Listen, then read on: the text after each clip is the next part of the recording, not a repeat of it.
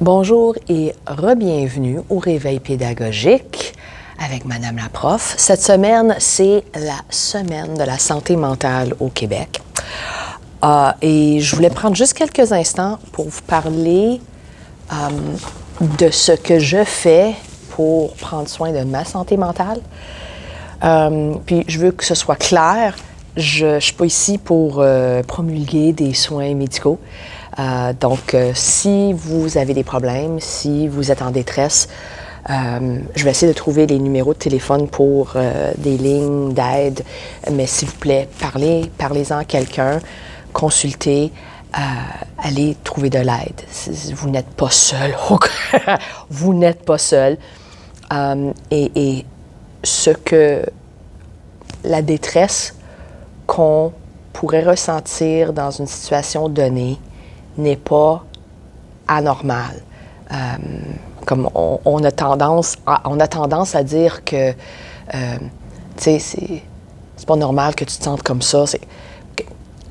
OK, je suis pas en train de dire que se sentir en détresse, c'est normal, mais avoir des réactions, je pense, à mon avis, que c'est normal d'avoir des inquiétudes, des questionnements, des moments difficiles. Ça arrive à tout le monde. Ça arrive à tout le monde. Donc, on n'est pas seul. Pour moi, la première chose je ne sais pas si c'est le party dehors, la première chose qui est nécessaire à ma santé mentale, c'est d'avoir un bon réseau, un bon noyau. Puis dans mon cas, c'est ma famille immédiate. Ma fille et mon conjoint, le père de ma fille, c'est un peu comme mon havre, mon sanctuaire. Quand je vais à la maison, je touche du bois parce que je sais que c'est pas comme ça pour d'autres personnes. C'est là où je peux me vider. C'est là où je peux, partager mes bitcheries de la journée. Et comme ça, ça reste pas à l'intérieur de moi. Ça, c'est le premier. Puis ça, évidemment, pour chaque personne, ça va être différent, j'imagine. Comme peut-être c'est pas votre famille, peut-être ça va être vos amis, mais ayez un noyau. En tout cas, pour moi, ça, c'est ce qui a marché. OK? Ça, c'est numéro 1. Ça, c'est mon havre. Numéro 2,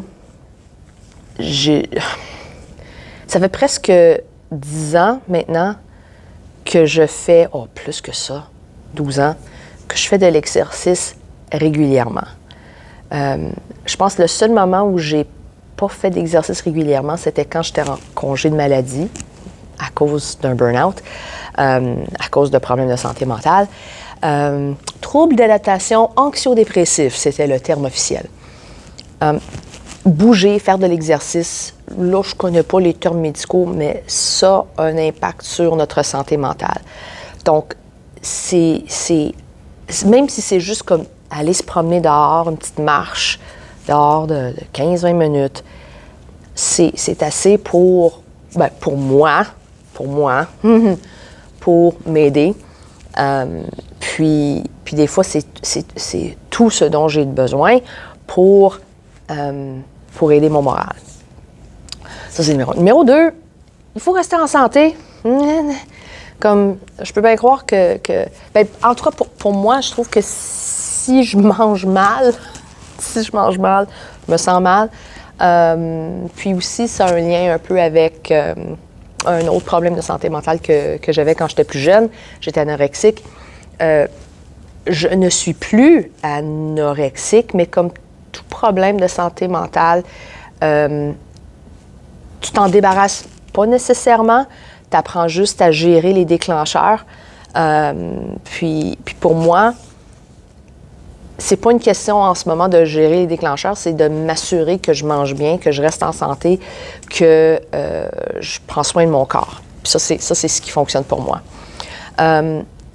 L'autre chose que je trouve, puis surtout depuis le début de la guerre en Ukraine et tout ce qui se passe ailleurs dans le monde, j'avais beaucoup de difficultés à gérer toute l'énergie négative.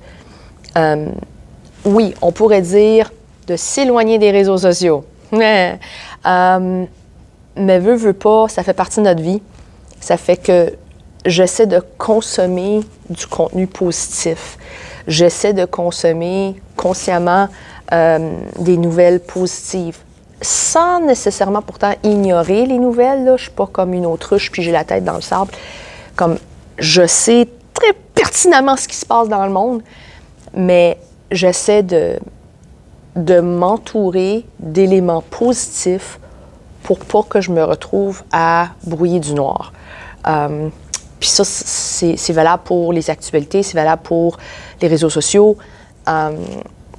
Si tu consommes uniquement du contenu négatif, déprimant, c'est sûr que ça va affecter, moi, ça va affecter mon moral. Encore une fois, je ne suis pas médecin, mais pour moi, c'est ce qui marche. Ça fait que, oui, je vais écouter des vidéos de chats ou de petits chiots. Oh, les petits pitous.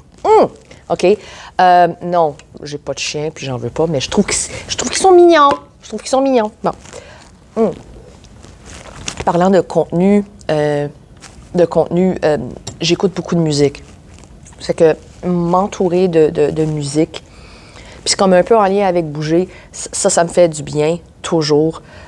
J'écoute souvent de la musique, puis c'est ce qui m'aide, ça me permet d'évacuer beaucoup d'émotions puis d'énergie. C'est une bonne chose. Pour moi aussi, rire. Rire. En lien avec le contenu que je consomme, le contenu de divertissement que je consomme, si je ris pas, ça marche pas. Donc, rire, ça me fait énormément de bien. Ça me permet de réajuster mes émotions. On dit en anglais « laughter is the best medicine ». Well, it's true. Ça m'aide énormément. Puis, là, c'est un dernier élément. Puis, je ne veux pas nécessairement dire que j'en prends ou j'en prends pas, mais ce n'est pas une défaite. Si on doit